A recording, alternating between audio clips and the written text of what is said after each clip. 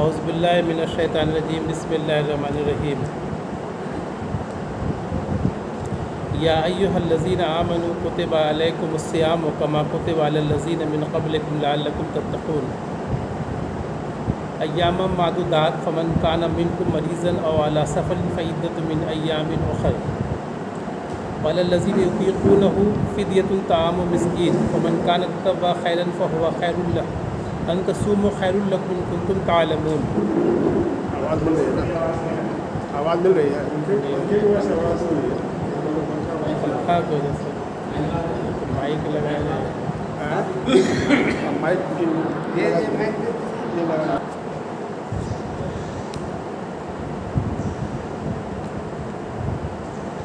اعوذ باللہ من الشیطان الرجیم بسم اللہ الرحمن الرحیم یا ایہا الذین آمنوا کتب علیکم الصیام کما کتب علی الذین من قبلکم لعلکم تتقون ایاما معدودات فمن کان منکم مریضا او علی سفر فعدۃ من ایام اخر وعلی الذین یطیقونہ فدیۃ طعام مسکین فمن تطوع خیرا فہو خیر لہ وان تصوموا خیر لکم ان کنتم تعلمون۔ شهر رمضان الذي انزل فيه القرآن هدى للناس وبينات من الهدى والفرقان فمن شهد منكم الشهر فليصمه ومن كان مريضا او على سفر فعدة طعام من ايام اخر يريد الله بكم اليسر ولا يريد بكم العسر ولتكملوا العدة ولتكبروا الله على ما هداكم وَلَعَلَّكُمْ تَشْكُرُونَ وَإِذَا سَأَلَكَ عِبَادِي أَنِّي فَإِنِّي قَرِيبٌ أُجِيبُ دَعْوَةَ الدَّاعِ إِذَا دَعَانِ فَلْيَسْتَجِيبُوا لِي وَلْيُؤْمِنُوا بِي لَعَلَّهُمْ يَرْشُدُونَ۔ صدق اللہ العظیم۔ یہ سورہ بقرہ کے 183 آیت کی تلاوت کی گئی۔ تھوڑا اور کم کر دو۔ اس کا ترجمہ اس طرح ہے: اے لوگوں میں ایمان لائے ہو، تم پر روزے فرض کر دیے گئے جس طرح تم سے پہلے انبیاء کی پیرووں کو فرض کیے گئے تھے۔ اس سے توقع ہے کہ تم میں تقویٰ کی صفت پیدا ہوگی۔ چند مقرر دنوں کے روزے ہیں، اور اگر تم میں سے کوئی بیمار ہو یا سفر پر ہو تو دوسرے دنوں میں اتنی ہی تعداد پوری کر لے۔ اور جو لوگ روزہ رکھنے کی قدرت رکھتے ہوں پھر نہ رکھے تو وہ فدیہ دیں۔ ایک روزے کا فدیہ ایک مسکین کو کھانا کھلانا ہے۔ اور جو کوئی اپنی خوشی سے زیادہ کچھ بھلائی کرے تو یہ اسی کے لیے بہتر ہے، لیکن اگر تم سمجھو تو تمہارے حق میں اچھا یہی ہے کہ روزہ رکھو۔ سامان لے کے گھر پر آیا بات کرنا پڑے گا۔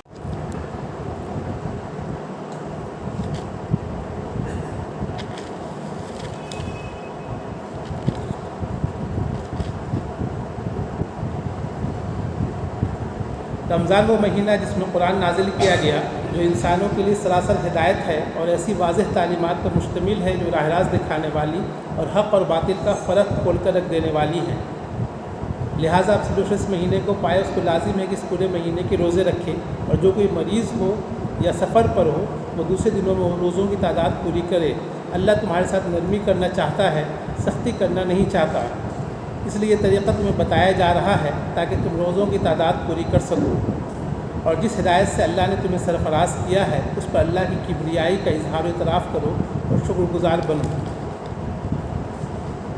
اور اے نبی، میرے بندے اگر تم سے میرے متعلق پوچھیں تو انہیں بتا دو کہ میں ان سے قریب ہی ہوں۔ پکارنے والا جب مجھے پکارتا ہے میں اس کی پکار سنتا اور جواب دیتا ہوں۔ لہٰذا انہیں چاہیے کہ میری دعوت پر لبیک کہیں اور مجھ پر ایمان لائیں۔ یہ بات تمہیں انہیں سنا دو، شاید کہ وہ راہ راست پا لیں۔ تو یہ اس کو سورہ بقرہ کے 183، 184، 185 اور 186 آیت کی تلاوت کی گئی، اس کا ترجمہ پیش کیا گیا۔ رمضان کے سلسلے میں یہاں پر جو چند آیات ہیں اسی میں روزے کا ذکر ہے، رمضان کا ذکر ہے، اور دوسری جگہوں پر قرآن میں یہیں پر جو احکامات ہیں۔ تو روزہ شروع ہو چکا ہے آج سے، اور ہم لوگ اس لیے اس کے ایک بار پھر اس کو سمجھ لینا ضروری ہے کہ اللہ تعالیٰ کا کیا حکم ہے اس سلسلے میں، تاکہ ہم اس کو صحیح سے اس کو ادا کر سکیں۔ اے لوگوں جو ایمان لائے ہو، تم پر روزے فرض کر دیے گئے۔ پورا کا پورا قرآن ایمان والوں کے لیے ہی ہے، لیکن یہاں پر پھر کہیں کہیں پر کہا گیا یہ جو اے لوگوں جو ایمان لائے سے خطاب کیا گیا ہے۔ اس کی وجہ یہ ہے کہ اس کو امفیسس ڈالنے کے لیے، امپورٹنس اور اہمیت کے لیے بتایا گیا، تاکہ لوگ اس کی اہمیت سمجھ سکیں۔ کوئی اہم آرڈر، کوئی بہت اہم حکم دیا جا رہا ہے، اس لیے کہا گیا اے لوگوں جو ایمان لائے ہو، تم پر روزے فرض کر دیے گئے، یعنی تم پر فرض کر دیا گیا، یعنی ضروری کر دیا گیا، کمپلسری کر دیا گیا۔ ہم جانتے ہیں کہ یہ جو ہے ارکان میں سے ہے جو روزہ جو ہے، جس طرح تم سے پہلے انبیاء کے پیرووں پر فرض کیے گئے تھے، یعنی کہ یہ جو ہے روزہ جو تم پر فرض کیا گیا ہے، اس سے پہلے جو انبیاء تھے ان کے جو پیرو تھے ان پر بھی فرض کیا گیا۔ جیسے کہ ہم دیکھتے ہیں کہ یہودیوں کے ہاں موسیٰ علیہ السلام 40 دن کے لیے جو گئے تھے پہاڑ پر طور پر، تو وہ جو انہوں نے روزہ رکھا تھا، کچھ کھایا پیا نہیں تھا، اسی مناسبت سے یہودی لوگ بھی 40 دن کا روزہ رکھتے ہیں۔ عیسائیوں کے ہاں بھی جو ہے وہ گڈ فرائیڈے کے دن، ایسٹر کے دن وہ روزہ رکھنے کا ان کے ہاں بھی ہے۔ ہندوؤں کے ہاں بھی نوراتری میں اور پھر ایکادشی، یعنی اردو کی چاند کی 1 تاریخ اور پورنماسی کے دن وہ لوگ روزہ رکھتے ہیں۔ تو اس لیے ہر دھرم میں، ہر مذہب میں روزے کا کوئی نہ کوئی کنسیپٹ کسی نہ کسی شکل میں ہے، اور یہ مانا جاتا ہے کہ روزہ جو ہے وہ روحانیت پیدا کرنے کے لیے، اسپریچولیٹی کے لیے، اللہ سے تعلق جوڑنے کے لیے اس کی اہمیت کی وجہ پر سبھی مذاہب میں رکھا گیا ہے۔ اس سے توقع ہے کہ تم میں تقویٰ کی صفت پیدا ہوگی، اور یہ روزہ رکھا گیا، وہ کیوں رکھا گیا، اس کا مقصد بتایا گیا، تقویٰ کی صفت پیدا ہوگی۔ سوال ہے کہ روزہ سے اور تقویٰ سے کیا تعلق ہے؟ تو تقویٰ کا مطلب ہے اللہ کا ڈر اور خوف آدمی کے دل میں پیدا ہو جائے، وہ ذہن رہے کہ ہمیشہ ہم اللہ تعالیٰ کا ڈر اور اللہ تعالیٰ ہم کو ہر جگہ دیکھ رہا ہے، یہ ذہن میں بیٹھانا ہے۔ تو چونکہ روزہ میں ہم بھوکے پیاسے رہتے ہیں، ہم چاہیں تو اکیلے میں کچھ کھا پی سکتے ہیں، لیکن اللہ تعالیٰ کا ڈر اور خوف ہوتا ہے جس کی وجہ سے ہم رک جاتے ہیں۔ تو یہ جو ہے، یہ صفت جو ہے اسی کو ڈیولپ کرنا، اسی کو ڈیولپ کرنے کے لیے رمضان میں روزہ رکھا گیا، تاکہ وہ جو ہے تقویٰ کی صفت ہمارے پیدا ہو، اللہ کا ڈر ہمارے دل میں بیٹھ جائے کہ اللہ تعالیٰ ہر جگہ ہر وقت ہم کو دیکھ رہا ہے۔ اس کی وجہ سے ہم گناہوں سے بچ جائیں گے اور زیادہ کچھ اچھا کام کر سکیں گے۔ چند مقرر دنوں کے روزے ہیں، یعنی 1 ماہ کا روزہ ہے۔ اگر تم میں سے کوئی بیمار ہو یا سفر پر ہو، دوسرے دنوں میں اتنی ہی تعداد پوری کر لے۔ اب یہ ہے کہ روزہ فرض کیا گیا، ضروری ہے، لیکن یہاں پر کچھ ایکسیپشن دے دیا گیا کہ کچھ لوگوں کو الاؤڈ ہے کہ وہ نہیں رکھیں۔ تو کون لوگ ہیں؟ ایک تو بیمار ہو یا سفر پر ہو۔ بیمار کے لیے بھی الاؤڈ ہے کہ وہ بعد میں روزہ رکھے گا، اور ظاہر ہے کہ بیماری اگر روزہ رکھے گا تو وہ جو ہے اس کی بیماری اور بڑھ جائے گی اور پریشانی ہوگی، اس لیے بیماری کو منع کیا گیا۔ سفر میں بھی منع کیا گیا روزہ رکھنے سے، اس لیے کہ سفر میں آدمی پریشان ہوتا ہے، آدمی کو روٹین فالو نہیں ہو پاتا ہے، آدمی کو مشکلات ہوتی ہے، کھانے پینے کا وقت کی پابندی نہیں ہو پاتی ہے، اس لیے بھی سفر میں بھی وہ پرمیشن دیا گیا کہ چاہے تو وہ روزہ نہ رکھے۔ سفر کے سلسلے میں یہ ہے کہ 2 طرح کا ویو ہے۔ مولانا مودودی رحمۃ اللہ علیہ کا خیال ہے، اور وہ انہوں نے یہ رکھا ہے کہ سفر کے سلسلے میں کہ جو رکھنا چاہے تو رکھ سکتا ہے، یہ آپشنل ہے۔ لیکن ایک دوسرا ویو سفر کے سلسلے میں یہ ہے کہ سفر، یہاں پر جو اجازت دیا اللہ تعالیٰ نے وہ کمپلسری ہے، اس لیے سفر میں روزہ رکھنا نہیں ہے، اس لیے کہ چونکہ یہاں پر بیمار ہوئی سفر پر اور دوسرے دنوں میں اتنی تعداد پوری کر لے، ان کا کہنا ہے کہ یہ جو ہے ایک آرڈر کے ساتھ شکل میں ہے، اس لیے سفر میں روزہ نہیں رکھنا چاہیے۔ اس سلسلے میں سید قطب شہید رحمۃ اللہ علیہ کا خیال ہے کہ سفر میں روزہ نہیں رکھنا چاہیے، لیکن وہ مولانا مودودی رحمۃ اللہ علیہ نے سفر کے سلسلے میں کئی حدیثیں دی ہیں کہ سفر میں صحابہ جو ہے روزہ رکھتے بھی تھے اور نہیں بھی رکھتے تھے، دونوں طرح کی مثالیں ملتی ہیں۔ اور جو لوگ روزہ رکھنے کی قدرت رکھتے ہوں پھر نہ رکھے تو فدیہ دیں۔ شروع میں یہ حکم تھا، بعد کا حکم بعد میں آیا ہے، تو یہ شروع میں یہ تھا کہ یہ تو روزہ رکھنا ہے، لیکن جو لوگ نہیں رکھنا چاہیں تو فدیہ دے کر کے وہ بچ سکتے ہیں، فدیہ دے کے روزہ نہیں رکھتے، کیونکہ اسلام میں سبھی احکامات دھیرے دھیرے آئے ہیں، ایک بار میں سبھی حکم نہیں دیا گیا ہے، اس لیے کہ لوگوں کی تربیت ہونے میں ٹائم لگتا ہے، اس لیے اس طرح کی رعایت رکھی گئی ہے۔ جیسے کہ شراب کے سلسلے میں ہم لوگ جانتے ہیں کہ شراب کے سلسلے میں حکم آیا کہ جو ہے روزہ شراب پی کر کے تم نماز کے قریب نہ جاؤ، اور پھر بعد میں شراب کو کمپلسری منع کر دیا گیا۔ اس طرح سے روزہ کے سلسلے میں بھی شروع میں یہ رکھا گیا کہ چاہے تو فدیہ دے کر کے وہ روزہ نہیں بھی رکھ سکتے، فدیہ دے تو روزہ رکھنے سے بچ جائیں گے، لیکن بعد میں اس کو کمپلسری کر دیا گیا۔ فدیہ کیا دینا ہے؟ 1 روزے کا فدیہ 1 مسکین کو کھانا کھلانا ہے، یعنی 1 روزہ اگر آدمی نہیں رکھتا ہے تو اس کے بدلے میں 1 مسکین کو کھانا کھلانا ہے۔ 1 مسکین سے مراد یہ ہے کہ ایک غریب آدمی جو، اور ہم لوگ جو کھاتے ہیں دن بھر میں 3 ٹائم، اس طرح سے ایک آدمی کو 3 ٹائم کھلانا ہے اگر 1 روزہ میرا چھوٹا ہے تو۔ لیکن یہ جو فدیہ کا بات ہے تو وہ تو ایسے عام لوگوں کے لیے ختم کر دیا گیا، لیکن علماء کا خیال ہے کہ وہ جو بوڑھے لوگ ہیں اور جو روزہ نہیں رکھنے کی ایسی بیماری میں پھنس گئے ہیں کہ دوبارہ روزہ رکھنے کی امید ان کی نہیں ہے، تو وہ بھی جو ہے فدیہ دے کر کے اس سے بچ سکتے ہیں۔ جو اپنی خوشی سے کچھ زیادہ بھلائی کرے تو یہ اسی کے لیے بہتر ہے، یعنی کہا گیا کہ ایک روزے کا فدیہ ایک مسکین کو کھانا کھلانا ہے، لیکن اگر کوئی آدمی کہے کہ نہیں ہم ایک مسکین کے بعد 2 مسکین کو کھانا کھلائیں گے یا 3 ٹائم سے زیادہ کھلائیں گے یا کچھ ایکسٹرا کھلائیں گے، تو وہ جو ہے اس کو اسی کے لیے بھلائی اس کے لیے بہتر ہے، یعنی اس کے لیے فائدہ مند ہے۔ لیکن اگر تم سمجھو تو تمہارے حق میں اچھا یہی کہ روزہ رکھو، یعنی کہ یہ پرمیشن فدیہ دینے کا پرمیشن دیا گیا، چاہے تو روزہ رکھو یا نہ رکھو، لیکن اگر تمہارے لیے حق میں بہتر یہی ہے کہ روزہ رکھو، یہ بہتر کہہ کے چھوڑ دیا گیا، بعد میں اس کو کمپلسری کر دیا گیا۔ رمضان وہ مہینہ ہے جس میں قرآن نازل کیا گیا، جو انسانوں کے لیے سراسر ہدایت ہے اور ایسی واضح تعلیمات مشتمل ہے جو راہ راست دکھانے والی اور حق اور باطل کا فرق کھول کر رکھ دینے والی ہے۔ اب رمضان کے مہینے میں روزہ کیوں فرض کیا گیا، اس کی لاجک بتایا جا رہا ہے کہ رمضان وہ مہینہ ہے جس میں قرآن نازل کیا گیا، رمضان میں روزہ رکھنے کا جو اہتمام کا آرڈر دیا گیا وہ اس لیے کہ اس میں قرآن کا نزول ہوا، یہ خوشی کی بات ہے، ایک اچھی بات ہے، اس لیے اس مہینے میں روزہ کا حکم دیا گیا، جو انسانوں کے لیے سراسر ہدایت ہے۔ پہلا کہا گیا انسانوں کے لیے ہدایت ہے، یعنی راستہ بتانے والی کتاب ہے، قرآن جو ہے وہ راستہ بتانے والی کتاب ہے، اور ایسی واضح تعلیمات مشتمل ہے جو راہ راست دکھانے والی حق اور باطل کا فرق کھول کر رکھ دینے والی ہے۔ واضح تعلیمات مشتمل ہے، کوئی بھی آدمی اس کو سمجھ سکتا ہے، ہر آدمی اس کو انڈرسٹینڈ کر سکتا ہے۔ جیسے کچھ دن پہلے ہمارے آفس میں رگ وید وغیرہ ہے، اس کو پڑھنے میں بہت مشکل ہوتا ہے، وہ دقت ہوتی ہے، ہندوؤں کی جو بھی کتابیں ہیں وہ بہت فلسفیکل ڈھنگ سے اور نظم کی شکل میں ہے، جس کو عام آدمی سمجھنا بہت مشکل ہے۔ قرآن کی خوبی ہے کہ وہ کوئی بھی آدمی اس کو سمجھ سکتا ہے، کم پڑھا لکھا آدمی بھی سمجھ سکتا ہے اور زیادہ پڑھا لکھا آدمی بھی سمجھ سکتا ہے۔ جب میں اسٹوڈنٹ تھا تو بھی سمجھ رہا تھا، اور ابھی جب کافی کچھ مطالعہ کر لیا تو بھی سمجھ میں ہے، لیکن دونوں ٹائم کا انڈرسٹینڈنگ الگ الگ ہے، اس زمانے میں ایک لیول تھا اور ابھی ایک الگ لیول ہے۔ تو قرآن کی جو تعلیمات ہیں وہ واضح تعلیمات ہے، ہر ایک آدمی اس کو سمجھ سکتا ہے، جو راہ راست دکھانے والی اور حق اور باطل کا فرق کھول کر رکھ دینے والی ہے، یعنی حق اور باطل کا فرق کھولنے والی ہے، یعنی کون سی چیز صحیح ہے اور کون غلط ہے وہ قرآن بتا دے گا۔ کوئی بھی معاملے میں، کسی بھی چیز کے معاملے میں اگر ہم جاننا چاہتے ہیں کہ صحیح کیا ہے غلط کیا ہے تو قرآن گائیڈ کرتا ہے کہ وہ کون سا راستہ صحیح ہے اور کون سا راستہ غلط ہے۔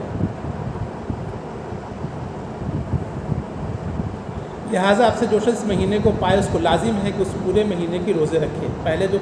جو اجازت دی گئی تھی کہ فدیہ دے کر کے آدمی روزہ چھوڑ سکتا ہے تو وہ اجازت ختم کر دی گئی، کہا گیا کہ لہٰذا آپ سے جو شخص مہینے کو پائے اس کو لازم ہے کہ اس پورے مہینے کے روزے رکھے، اس کے لیے کمپلسری ہے کہ پورا مہینہ کا روزہ رکھے، اور جو کوئی مریض ہو یا سفر پر ہو دوسرے دنوں میں روزوں کی تعداد پوری کرے۔ لیکن جو چھوٹ دی گئی تھی مریض کو یا مسافر کے لیے وہ کنٹینیو کیا گیا، وہ برقرار رکھا گیا۔ اللہ تمہارے ساتھ نرمی کرنا چاہتا ہے، سختی کرنا نہیں چاہتا، یعنی اللہ چاہتا تو تم کو کہہ سکتا تھا کہ بیمار آدمی کو بھی روزہ رکھنا ہے، یہ سفر میں بھی تم کو روزہ رکھو چاہے جو پریشانی ہو، لیکن اللہ تعالیٰ نرمی کرنا چاہتا ہے، آدمی کے ساتھ آسانی پیدا کرنا چاہتا ہے، اس لیے اس نے یہ آرڈر دیا ہے کہ یہ پرمیشن، یہ آزادی اس نے دی ہے۔ اس لیے طریقہ تمہیں بتایا جا رہا ہے تاکہ تم روزوں کی تعداد پوری کر سکو، یعنی کہ جو تعداد 1 مہینے کی ہے اگر تم چھوڑ دیتے بیمار کی وجہ سے یا سفر کی وجہ سے تو بعد میں اس کی تعداد پوری کرنا ہے اور وہ پورا کر سکتے ہو۔ جس ہدایت سے اللہ نے تمہیں سرفراز کیا اس پر اللہ کی بڑائی کا اظہار اعتراف کرو، شکر گزار بنو۔ اللہ تعالیٰ نے جس ہدایت سے تمہیں سرفراز کیا، یعنی اللہ کی ہدایت تم کو مل گئی ہے، اللہ تعالیٰ کی روشنی تم کو مل گئی ہے، اللہ تعالیٰ کا گائیڈنس تم کو مل گیا ہے، اللہ تعالیٰ کیا چاہتا ہے کیا نہیں چاہتا ہے یہ مل گیا ہے، یہ بہت بڑی بات ہے تمہارے لیے بہت خوشخبری کی بات ہے۔ تو اس پر کیا کرو، تم اللہ کی بڑائی کا اظہار کرو، اللہ کی بڑائی کا اظہار کرو، اللہ کی بڑائی بیان کرو۔ قرآن کی اسی آیت کے بنا پر ہم لوگ جو ہے عید کی نماز میں جیسے حنفی مسلک میں 6 تکبیر زائد پڑھتے ہیں، تو اسی کا اظہار ہے کہ اللہ کی بڑائی کا اظہار کرو کہنے کے لیے، اسی لیے زیادہ تکبیر کہتے ہیں تاکہ اللہ کی بڑائی کا زیادہ اظہار ہو۔ اور ایک طریقہ یہ بھی ہو سکتا ہے کہ ہم اللہ کی بڑائی کا بیان کریں، اللہ اکبر کی ورد کریں، تسبیح پڑھیں، اور یہ بھی ہو سکتا ہے کہ اللہ کی بڑائی کو ہم پوری دنیا میں چرچا کریں، اس کی کوشش کریں کہ پوری دنیا میں اللہ کی بڑائی بیان ہو جائے۔ اور شکر گزار بنو، یا اللہ نے تمہارے ساتھ احسان کیا ہے، اپنا گائیڈنس تم کو دے دیا، اللہ تعالیٰ کیا پسند کرتا ہے کیا ناپسند کرتا ہے تم کو پتہ چل گیا، تو اب تم وہ راستہ اپنا سکتے ہو جس سے اللہ کو خوش کر سکتے ہو، تو یہ اس کے لیے تم اللہ کا شکر کرو، اللہ کا شکریہ ادا کرو۔ اے نبی میرے بندے اگر تم سے میرے متعلق پوچھے تو انہیں بتا دو کہ میں ان سے قریب ہی ہوں، پکارنے والا جب مجھے پکارتا ہے میں اس کی پکار سنتا اور جواب دیتا ہوں، لہٰذا انہیں چاہیے کہ میری دعوت پر لبیک کہیں اور مجھ پر ایمان لائیں، یہ بات تم انہیں سنا دو شاید کہ وہ راہ راست پالیں۔ اور پھر آگے ہے تمہاری روزوں کے زمانوں میں راتوں کو اپنی بیویوں کے پاس جانا حلال کر دیا گیا ہے۔ تو یہ جو ہے روزہ کے سلسلے میں باتیں آ رہی تھیں، اور پھر بعد میں بھی روزہ ہی کے سلسلے میں، لیکن ایک بیچ میں آیت آ گئی جس میں دعا کے سلسلے میں بات ہے۔ تو یہ بہت دنوں سے میرے ذہن میں سوال تھا کہ ایک تشریح ہم کو ملی تو اس سے بات کلیئر ہوا۔ انہوں نے جو تشریح کی ہے وہ یہ ہے کہ اللہ تعالیٰ نے قرآن کا نزول کیا، قرآن کے ذریعے سے اپنی پسند ناپسند جو ہے انسانوں تک پہنچایا، اللہ تعالیٰ نے اپنا کمیونیکیشن، اپنی جو باتیں وہ لوگوں تک پہنچائی۔ اب سوال یہ تھا کہ انسان اپنی بات، ہم اپنی بات اللہ تعالیٰ تک کیسے پہنچا سکتے ہیں، ہم اپنا کمیونیکیشن اللہ سے کیسے کر سکتے ہیں، ہم اللہ کے پاس کیسے جا سکتے ہیں، اللہ سے ہم کیسے کمیونیکیٹ کر سکتے ہیں۔ تو اس میں یہ ہے کہ یہاں بتایا یہ جا رہا ہے کہ تم اللہ کا جو ہے اگر میرے بندے اگر تم سے میرے متعلق پوچھے تو انہیں بتا دو کہ میں ان سے قریبی ہوں، کوئی کمیونیکیٹ چاہے تو بہت دور نہیں ہے، ہم تمہارے قریبی ہیں۔ پکارنے والا جب مجھے پکارتے میں اس کی پکار سنتا اور جواب دیتا ہوں۔ کوئی بھی پکارنے والا اگر پکارتا ہے، کچھ کمیونیکیٹ کرنا چاہتا ہے، کچھ بولنا چاہتا ہے، کچھ دعا کرتا ہے، کچھ کہتا ہے تو ہم اس کی پکار سنتے اور جواب دیتے ہیں۔ تو یہ ہے کہ اللہ کے وہ کمیونیکیشن کوئی بہت مشکل نہیں ہے، اللہ سے کمیونیکیٹ کرنا آسان ہے۔ جس طرح اللہ تعالیٰ نے اپنا کمیونیکیشن قرآن کی شکل میں بھیجا ہے، ہم بھی اللہ سے کمیونیکیٹ کرنا چاہیں تو کبھی بھی کمیونیکیٹ کر سکتے ہیں، اللہ سے بات کر سکتے ہیں۔ یہاں پر کہا گیا اس کی پکار سنتا اور جواب دیتا ہوں، یعنی ایسا نہیں کہ اللہ تعالیٰ صرف پکار سنتا ہے بلکہ اس کا جواب بھی دیتا ہے۔ کسی نے کہا ہے اللہ تعالیٰ ہم بہت پریشان ہیں تو اللہ تعالیٰ اس کا جواب بھی دیتا ہے، ہو سکتا ہے اس کی پریشانی دور کر دی جائے اگر اللہ تعالیٰ بہتر سمجھتا ہے تو یہ ہے کہ اللہ تعالیٰ جو ہے انسان سے بہت قریب ہے۔ دوسری جگہ قرآن میں آیا ہے کہ اللہ تعالیٰ انسان کے شہ رگ سے بھی قریب ہے، یعنی کہ جو سب سے نزدیکی رگ ہو سکتا ہے انسان کا اس سے بھی قریب ہے، یعنی بہت ہی قریب ہے، بہت ہی نزدیک ہے۔ پکارنے والے جب مجھے پکارتے میں اس کی پکار سنتا اور جواب دیتا ہوں، اللہ تعالیٰ کو پکار سنتا اور جواب دیتا ہے۔ تو یہ ہے کہ اللہ تعالیٰ سے ہم کو بہت زیادہ کمیونیکیٹ کرنا چاہیے، اللہ تعالیٰ سے ہم دعا کرنا چاہیے، اللہ تعالیٰ سے باتیں کرنی چاہیے۔ اس کے لیے سب سے بہتر ٹائم صبح کا وقت بہتر ہے، اگر ہو سکے تو فجر سے پہلے اٹھ کر کے اللہ سے کمیونیکیٹ کیا جائے، اللہ سے باتیں کی جائے، اللہ سے جو ہمارے مسائل ہیں، جو ہماری پریشانیاں اس کو بتایا جائے اور اس سے جو ہے دعا مانگی جائے کہ اللہ تعالیٰ ان مسائل کو حل کر دے۔ لہٰذا انہیں چاہیے کہ میری دعوت پر لبیک کہیں اور مجھ پر ایمان لائیں۔ جب اللہ تعالیٰ نے اپنا راستہ اپنے سے ملنے کا راستہ بتا دیا ہے تو پھر ہم کو اس پر ایمان لانا چاہیے، اس کو دعوت پر لبیک کرنا چاہیے۔ یہ بات تم انہیں سنا دو شاید کہ وہ راہ راست پالیں، اور یہ بات ان کو بتا دو کہ وہ جو ہے صحیح بات ان تک پتہ چل جائے، ان کو معلوم ہو جائے۔ اس کے بعد جو ہے وہ روزہ کے سلسلے میں ہی کچھ باتیں ہیں، وہ ہم اس کو پڑھ دے رہے ہیں ایک بار تاکہ وہ باتیں کمپلیٹ ہو جائیں۔ تمہاری روزوں کے زمانوں میں راتوں کو اپنی بیویوں کے پاس جانا حلال کر دیا گیا ہے، وہ تمہارے لیے لباس ہیں اور تم ان کے لباس ہو۔ اللہ تم کو معلوم ہے کہ ہو گیا کہ تم لوگ چپکے چپکے اپنے آپ سے خیانت کر رہے تھے، مجھے اس نے تمہارا قصور معاف کر دیا اور تم سے درگزر فرمایا۔ اور تم اپنی بیویوں کے ساتھ شباشی کرو اور جو لطف اللہ نے تمہارے لیے جائز کر دیا ہے اس سے حاصل کرو۔ نیز راتوں کو کھاؤ اور پیو یہاں تک کہ تم کو صبح سیاہی شب کی دھاڑی سے سپیدہ صبح کی دھاڑی نمایاں نظر آ جائے، تب یہ سب کام چھوڑ کر رات تک اپنا روزہ پورا کرو۔ اور جب تم مسجدوں میں معتکف ہو تو بیویوں سے مباشرت نہ کرو، یہ اللہ کی باندھی ہوئی حدیں ہیں، ان کے لیے قریب نہ پھٹکنا۔ اس سے اللہ اپنے احکام لوگوں کے لیے بصراحت بیان کرتا ہے، توقع کے غلط رویے سے بچیں گے۔ تو یہ قرآن کی جو روزہ کے سلسلے میں پوری جو آیات ہیں وہ پوری کی پوری کمپلیٹ ہو گئی۔ اور اس میں ایک خاص بات یہ دھیان دینے کی اعتکاف کا بھی ذکر کیا گیا ہے، یعنی کہ اعتکاف کی بہت اہمیت ہے، اس کا بھی اہتمام ہونا چاہیے۔ تو یہ روزہ کے سلسلے میں آیات تھی۔ اس میں ایک بات اور یہ کہ روزہ ہم لوگ جو رکھتے ہیں اس کو آج کل کے میڈیکل ٹرمز میں انٹرمیٹنٹ فاسٹنگ کہا جاتا ہے، انٹرمیٹنٹ فاسٹنگ، لگاتار فاسٹنگ۔ وہ ان کا کہنا یہ ہے کہ 12 گھنٹہ کھائیے اور 12 گھنٹہ روزہ رکھیے ان کے یہاں، اور وہ وزن گھٹانے کے لیے آج کل اس کا استعمال ہو رہا ہے، صحت کے لیے، ہیلتھ کے لیے وہ لوگ اس کا استعمال کریں۔ 12 گھنٹہ 14 گھنٹہ 18 گھنٹے کا وہ روزہ رکھتے ہیں اور بولتے ہیں باقی جو 6 گھنٹہ 8 گھنٹہ 12 گھنٹہ ہے کھائیے، اور باقی اتنا پیریڈ میں آپ کچھ مت کھائیے۔ لیکن وہ پینے کے لیے الاؤ کرتے ہیں، پانی پینے کے لیے الاؤ کرتے ہیں، لیکن اسلام میں تو بہرحال پانی پینا بھی الاؤڈ نہیں ہے، اور اس کا استعمال وہ کر رہے ہیں۔ اور کئی لوگ 5 کلو 6 کلو وزن اس میں گھٹاتے ہیں، اس طرح سے وہ استعمال کرتے ہیں۔ اس پر کافی ریسرچ چل رہا ہے کہ کس طرح سے اس کو کیا جائے اور کیسے کیا جائے۔ تو یہ آیتوں میں جو ہمارے لیے سبق ہے وہ یہ ہے کہ روزہ ہمارے لیے فرض ہے، تو اس کو ہم تو ادا کر رہے ہیں۔ اس میں یہ ہے کہ ہم کو تقویٰ کی صفت پیدا ہو، یہ اصل مقصد ہے۔ اس کی کوشش کرنی چاہیے کہ ہمارا جو روزہ ہے وہ تقویٰ ہمارے دل میں آ جائے، تقویٰ کی صفت ہم میں پیدا ہو جائے۔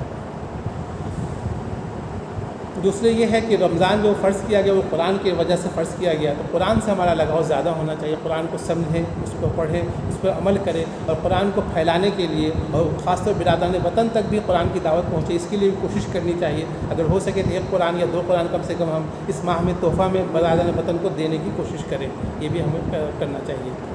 اس کے علاوہ یہاں پر آئی بات کہ اللہ کی بڑائی کا اظہار و اعتراف کرو، تو اللہ کی بڑائی کا اعتراف ہم اس طرح سے کر سکتے ہیں کہ ہم اللہ کے جو اللہ اکبر کے ورد کریں، تسبیح پڑھیں، اور یہ بھی ہو سکتا ہے کہ اللہ کی بڑائی پھیلانے کی کوشش کریں۔ پھر یہاں پر شکر گزار بننے کی بات کہی گئی ہے، تو اللہ کا شکر ادا کریں، ہم جو بھی کھائیں پئیں اس میں اگر اچھا کچھ ملتا ہے تو اس پر اللہ کا شکر ادا کریں۔ کئی لوگ اس کے لیے بولتے ہیں کہ گریٹیچیوڈ جرنل بولتے ہیں، جو شکر گزاری کا ایک ڈائری بنا لیجیے، ہر روز سوتے وقت جو اچھے کام آپ کی زندگی میں ہوئے ہیں اس کو نوٹ کیجیے اور اس کو یاد رکھیے۔ اس سے یہ ہے کہ اس سے پازیٹیوٹی آئے گی، ہماری سوچ صحیح ڈھنگ سے آئے گی، اچھی سوچ ہمارے دل میں ڈیولپ ہوگی۔ اور پھر اس میں آیا دعا کے لیے کہ اللہ تعالیٰ بہت دور نہیں ہے،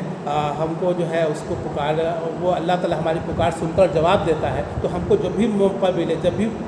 جب بھی ہمارے پاس وقت ہو یا ہم کر سکیں تو ہم کو اللہ سے کمیونیکیٹ کرنا چاہیے، اللہ سے نزدیک ہونے کے لیے اللہ سے باتیں کرنی چاہیے، اللہ سے اپنا دکھ درد، اپنی باتیں، اس سے جو مسائل ہے اس کو حل کرنے کی کوشش کرنی چاہیے، اور اللہ تعالیٰ جو ہے وہ ہماری پکار کو سنتا اور جواب دیتا ہے۔ اللہ تعالیٰ سے دعا ہے کہ وہ ہمیں قرآن پر چلنے، اس پر عمل کرنے کی توفیق دے۔